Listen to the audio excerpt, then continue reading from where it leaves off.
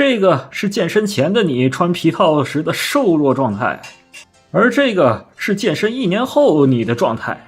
最后再配上这么一台肌肉跑车，哪个妹子不会对你怦然心动啊？蓝色波峰，我是蓝豹环山。本期蓝豹测评啊，今天给大家介绍一个陈年老物啊，那就是这个16年所出的假面骑士龙骑的一个生存的套装啊。那么这个套装呢是这个龙骑的最终形态生存以及它的烈火无双龙。那么今天呢就给大家来看看怎么样啊。那么看这些视频呢，主要是因为这个王蛇也出货了嘛，所以我想等降价，在这之前啊就给大家分享一款这个老物吧。那么这款呢，由于是老物啊，所以说它的价格呢已经炒到1000来块钱，将近2000块钱左右啊。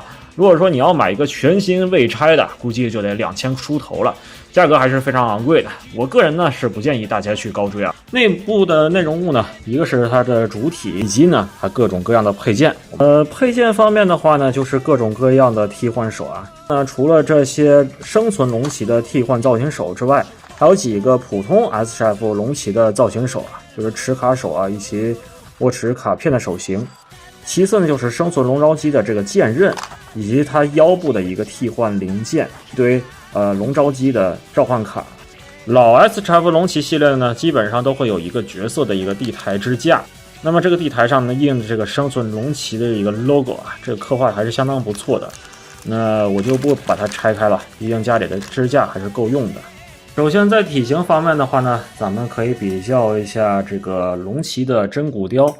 那么可以看到啊，这两者的体型差异化非常的大，尤其呢最明显的就是这个腰部的一个区别啊。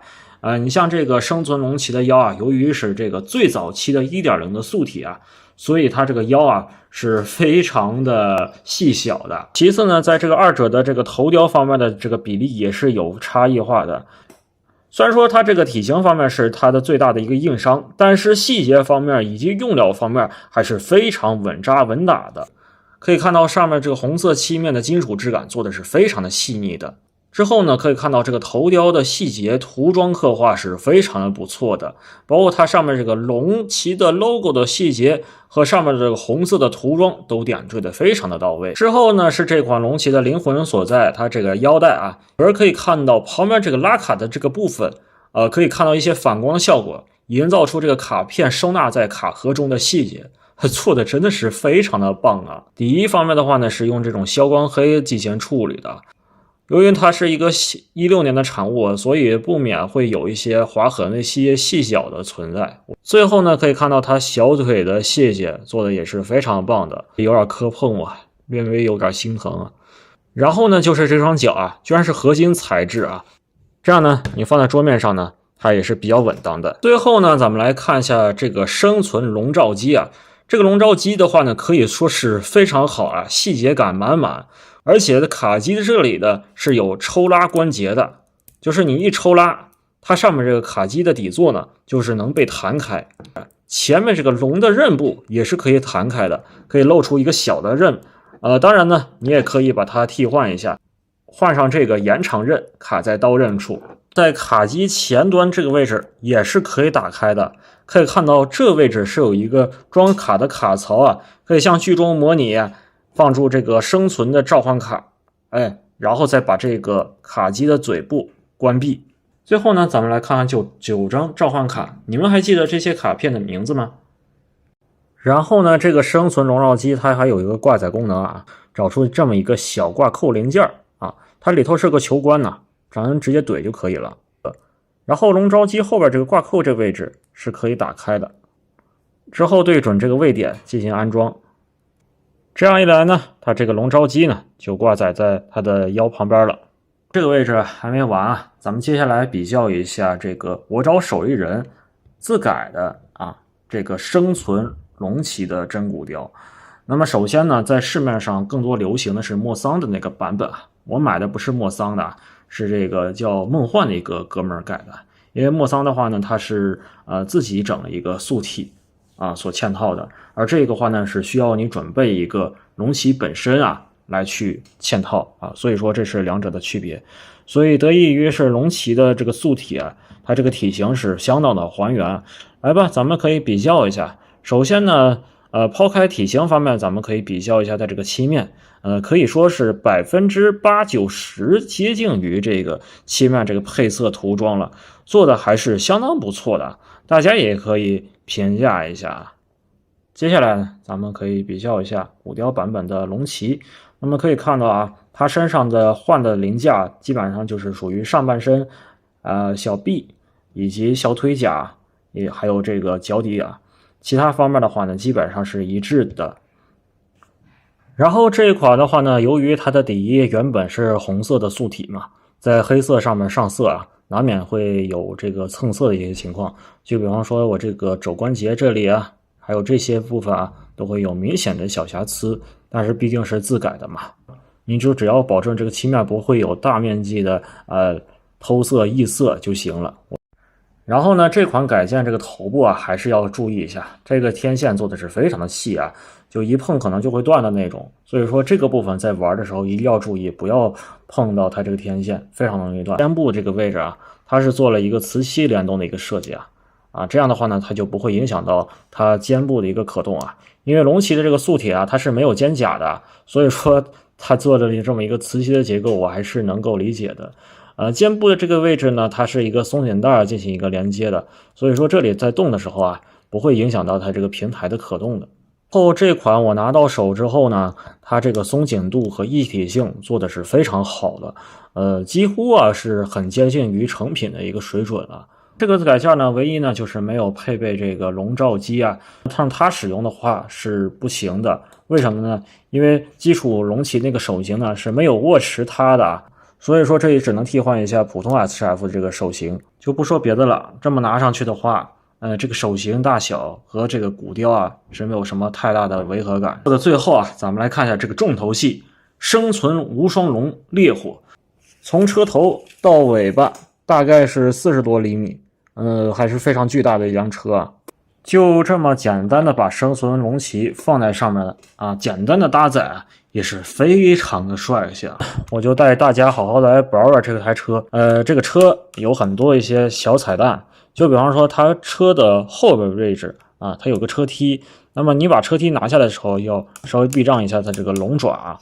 当然呢，两边的都是有这个车梯的，你转到另一侧的话呢，你把这个龙爪往下翻啊，它也是有这个车梯的，这样呢，它再放在地上的话呢，就相当的稳当了。其次呢，在后龙爪的后边这个位置啊，会有这个排气口的细节。来吧，转到正面的话呢，可以看到整个这个烈火无双龙的车头，它是一个闭合眼罩的一个状态。当然，这里还是要注意一下，它这个龙须啊，非常的容易断，这是个硬胶零件啊。所以说我不建议大家就是轻易的去触碰它。接着呢，咱们来展示一下烈火无双龙的变形过程。首先呢，我们先把它的车头这个位置，它是有一个拉伸关节的，直接向前拉。之后车头这个部分呢，向上拉伸，向后搓动，露出眼部的细节。解锁前爪，将龙的整个躯干沿这个位置直接展开，它是有3段结构的。所以说这里大家一定要注意一下，小心玩掉漆啊！车座上面后边这个部分往后搓动，会露出一个插槽，取出一个零件，填补零件，安装在插槽上，这样呢，车座呢就会被这个填补零件给盖住了。前轮收纳的话呢，先要把下边这个引擎盖的这个位置打开，然后呢，翻出红色盖板，将轮子收回去。收纳的时候要小心。然后盖回面板，在盖的时候一定要注意啊，要把这个龙向上抬一下，只有这样把前面龙头向上抬起之后，再盖起盖板，这样呢就不会影响了。接着后爪的部分呢，只需要把它这样依次打开，然后呢再把它的龙爪翻一下就可以了。那么这条生存无双龙烈火就变形完成了。其实未盘旋的一个状态的话呢，它的长度已经很夸张了，全程展开之后将近60厘米，这个尺寸真的是非常的恐怖啊！咱们来看看这条巨大的龙啊，它这个活动性怎么样？首先头部啊，它是360度可动的，而且它的嘴巴是可以展开的。然后呢，它的爪子啊都是有独立的球形关节，包括的每一段都是带有独立的可动性的，这也做的真的是非常的好啊。你要是觉得它太长呢，这个位置是有一个独立关节的，它是可以这样转的。后肢的龙爪呢跟前肢一样，这里呢我就不用多说了它的可动性了。然后尾巴是有一定的可动性的，所以说你要把它想省空间的话呢，就需要转动这个部分的关节，再摆一下 pose 了。那么现在呢，我就给它熬好了。这个熬造型啊，真的是相当的费劲啊，因为它这个位置，腹腔这个位置其实也有一个关节啊，说错了，好几个关节。所以说这个龙啊，你在把玩的时候，你会发现它有很多的可玩性，做的是非常好的。只不过呢，你要把它摆成龙形站柜的话，我估计是非常困难的。来吧，咱们把这个生存龙旗啊摆在它的旁边啊，整一个战斗 pose， 这个场景还是相当的帅的。那么把烈火无双龙和基础无双龙放在一起，大家可以看看这个大小啊，明显是进化版的这个烈火无双龙啊，要比基础的无双龙要长上很多，而且气质上是完全不一样的风格。哎，其实也不知道以后这个万代会不会把这个烈火无双龙的这台机车也真骨雕化啊？我估计概率不大，因为这款烈火龙啊已经做的是非常好了。那么这款生存无双龙啊，以及这个生存龙旗骨雕和对比啊，就已经给大家介绍完毕了。那么想必大家对这款无双龙以及这个骨雕版本的改件心里也有了名目吧？怎么选择，想必大家应该也有数了。那我是蓝豹，我们下期再见吧，拜拜。